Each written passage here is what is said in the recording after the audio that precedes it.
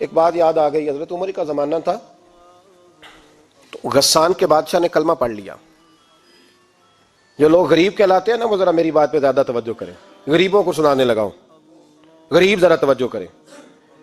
غسان کے بادشاہ نے اسلام قبول کر لیا، اور اسلام قبول کرتے ہی وہ آئے حج کرنے۔ حج کے بعد فارغ ہوئے تو ایک نفلی طواف کر رہا تھا غسان کا بادشاہ، شاہ غسان۔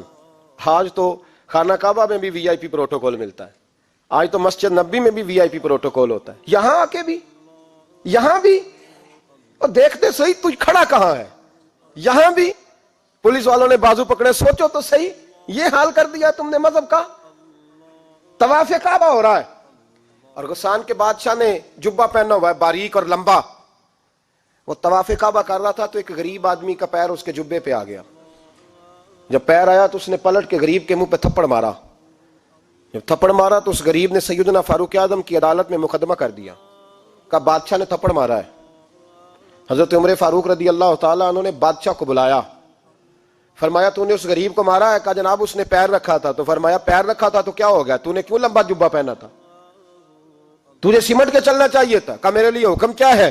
حضرت عمر کہنے لگے یہاں اسے رات میں راضی کر لے، ورنہ صبح اسی جگہ اسی کونے میں خانہ کعبہ کے سائے میں وہ غریب تیرے منہ پہ تھپڑ مارے گا اور تجھے تھپڑ کھانا پڑے گا۔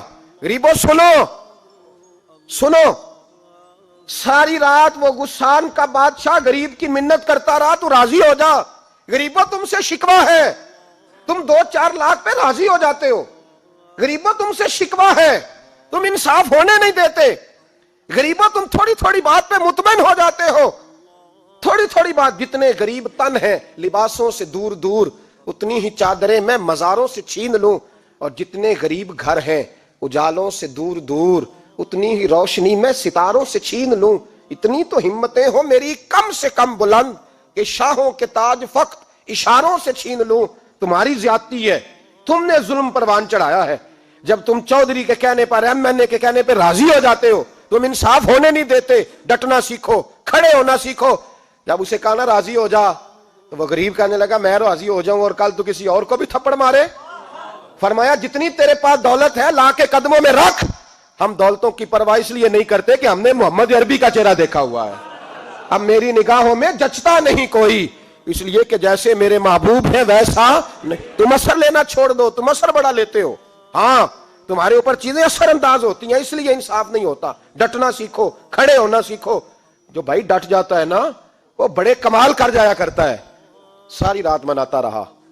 حضرت عمر سے کہنے لگا وہ نہیں مانتا، تو جناب عمر کہنے لگا پھر تیاری کر لے، ہم بادشاہ نہیں دیکھیں گے، دولت نہیں دیکھیں گے، ہم رسول اللہ کا دین دیکھیں گے، ہم نبی پاک کا نظام دیکھیں گے۔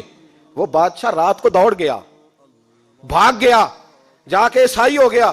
لوگوں نے کہا اتنا قیمتی آدمی عمر نے ضائع کر دیا۔ فرمایا چپ کرو، میں نے کوئی چیز ضائع نہیں کی، میں نے تو اپنے رسول کا دین بچا لیا ہے، کوئی شے ضائع نہیں ہوئی۔ عدل جب تک، میں پھر کہوں گا، اس عدل کے نقصان میں ہر آدمی برابر کا شریک ہے۔ ہم عدل ہونے نہیں دیتے، ہم عدل قائم نہیں کرتے، ہمارا تقاضا ہی نہیں کہ عدل ہو، ہم اپنے آپ کو عدل کے لیے پیش ہی نہیں کرتے، مزاج ہی نہیں۔ حضرت علی المرتضیٰ ایک جری انسان تھے، اور وہ علی تھے جن پر انسانیت رشک کرتی ہے، اور مولا علی وہ ہستی تھے کہ میرے مصطفیٰ کریم صلی اللہ تعالی علیہ وسلم نے فرمایا اس کے دیدار کو تو فرشتے بھی آیا کرتے نا، بڑا آدمی۔ اور پھر امیر المومنین خلیفۃ المسلمین حضرت علی، خود مولا علی نے حضرت قاضی شریح کو قاضی بنایا، چیف جسٹس بنایا، اپنے ہاتھوں سے تعیناتی کی۔ حضرت مولا علی رضی اللہ تعالیٰ عنہ کی زرہ گم ہو گئی، کافی دیر گزر گئی تو ایک یہودی کے پاس وہ زرہ آپ کو نظر آئی۔ حضرت علی نے ڈائریکٹ اس سے چھین نہیں لیا، حالانکہ امیر المومنین تھے۔ ہمارے ہاں ڈنڈا بھی بڑا چلتا ہے نا، جو طاقتور ہوتا ہے وہ تو تھانے جاتا ہی نہیں، اس کو ضرورت نہیں، اس نے تو بندے رکھے ہوئے ہیں، اس کو تو پتہ ہے کام کیسے لینا ہے۔ لیکن حضرت علی نے آئینی رستہ اختیار کیا، قانونی رستہ۔ قاضی صاحب کی عدالت میں مقدمہ کیا کہ فلاں یہودی کے پاس میری زرہ ہے اور وہ چوری ہو گئی تھی، گر گئی تھی، گم گئی تھی، مجھے دلائی جائے۔ قاضی صاحب نے بلا لیا یہودی کو، امیر المومنین بھی کٹہرے میں۔ قاضی صاحب کہنے لگے اس سے کہ زرہ تیری ہے؟ اس نے کہا جی میرے پاس ہے تو میری ہے۔ قاضی صاحب کہنے لگے حضرت علی سے گواہ آپ کو دینے پڑیں گے کیونکہ مقدمہ آپ نے کیا ہے، اگرچہ وہ امیر المومنین ہے۔ توجہ ہے بھائیوں کی، سمجھ آ رہی ہے باتوں کی؟ گواہ امیر المومنین آپ نے دینے ہیں، کیونکہ مقدمہ آپ نے دائر کیا. تو حضرت علی کہنے لگے میرا بیٹا حسن گواہی دے گا کہ میری ہے، اور میرا غلام کمبر گواہی دے گا. قاضی صاحب کہنے لگے حضور ان کی گواہی درست تو ہے پر میں نہیں تسلیم کرتا، اس لیے کہ بیٹے تو باپ کے حق میں بولا ہی کرتے ہیں، نوکر تو آقاؤں کے حق میں بولتے ہی ہیں، جائیں کوئی غیر جانبدار بندہ لے کے آئے جو گواہی دے. تو حضرت علی خاموش ہو گئے، کہنے لگے ابھی میرے پاس ایسا کوئی گواہ نہیں. قاضی صاحب کہنے لگے چلیں پھر آپ یہودی کو راضی کریں، آپ نے کیوں بلا وجہ گھسیٹا عدالت میں، راضی کریں، انصاف کا تقاضا ہے. تو حضرت علی قریب گئے، کہنے لگے بھیا ناراض نہ ہونا، زرا تو میری ہے، ناراض نہ ہونا، میں نے غلط مقدمہ نہیں کیا.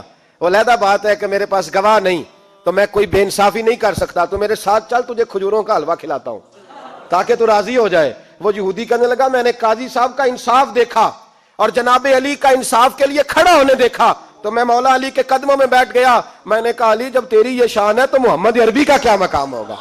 میں نے کلمہ پڑھنا شروع کر دیا. دیکھیں نا تقاضا پورا کیا ہے حضرت علی نے. تو وہ کہنے لگا علی تیرے انصاف کے رنگ نے نا، جملہ یاد رکھنا، کہنے لگا یہودی علی تیرے انصاف کے اس رنگ نے میرے دل سے کفر کی میل دور کر دی، تیرے عدل نے میرا کفر توڑ دیا، کفر. لیکن شرط دیکھیں نا، غریب آدمی ابو ایوب انصاری، ماڑے بندے، اب تو پیر اور مولوی بھی گنجائش نہیں نہ دیتا کسی کو بولنے کی. تو سیاست دان تو اللہ ہی کی پناہ، وہ تو پتہ نہیں کس طرح سوتے ہیں رات کو، اللہ ہی جانتا ہے، پتہ نہیں کس طرح اپنے آپ کو مطمئن کر کے وہ زندگیاں گزار رہے ہیں، خدا ہی بہتر جانتا ہے. حضرت عمر فاروق جیسا دلیر اور جرری آدمی جمعہ پڑھانے مسجد میں داخل ہوئے تو جناب ابو ایوب انصاری دروازے پہ کھڑے ہو گئے، کہنے لگے عمر تیرے نوکر نہیں، ٹائم پہ آیا کر، بڑی دیر سے کھڑے ہیں. کیوں دیر سے آیا ہے؟ بڑے جلالی تھے نا حضرت عمر، لیکن وہ جلالی اس وقت تھے جب کوئی ظلم کرتا تھا، اور ذات کے لیے جلالی نہیں تھے. کہا وقت پہ آیا کر، کو ملازم نہیں تیرے. تو سیدنا فاروق اعظم منبر پہ چڑھے اور فرمانے لگے اللہ ابو ایوب انصاری کا بھلا کرے، جب تک اس طرح کے لوگ موجود ہیں کوئی بادشاہ بگڑے گا نہیں، اللہ اس کا بھلا کرے، اس نے میری توجہ صحیح. اور پھر عمر رو پڑے، رو کے فرمانے لگے مسلمانوں معاف کر دو، غلطی کوئی نہیں، میرے پاس کرتا ایک ہی ہے، اور عبداللہ کی ماں نے وہ دھو کے خشک ہونے کو ڈال دیا تھا، غریب ہوں، کرتا دوسرا کوئی نہیں، تو وہ ذرا نا خشک ہونے میں آ کے دیکھ لو ابھی بھی گیلا ہے، مجھے معاف کر دو، میری غلطی نہیں ہے. صحابہ درد کے ساتھ رونے لگے اور کہنے لگے اللہ اس طرح کے حکمران ہمیشہ عطا کرتا رہے.